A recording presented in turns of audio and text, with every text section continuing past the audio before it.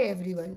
Today we are going to understand what is variable in JavaScript, how it is defined and declared. So, variable in JavaScript act like a container. What is container? Container is something that holds or stores something into it so that we can use it later. For example, if you want to store sugar, we need container to store into it, okay? Likewise, if you want to store any of the value, we need some variable. So let's declare variable, okay? Let A. So now here what we are doing, we are declaring a variable and a value into it, okay?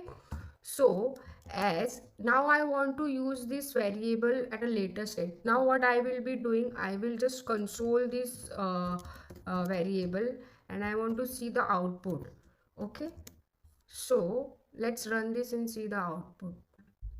So now here you can see that we have got 1 as an output. That means this A has stored a value in a memory which after consoling we are able to see here. So this is acting as a container over here. We can store number, integer, object, any type of value into it.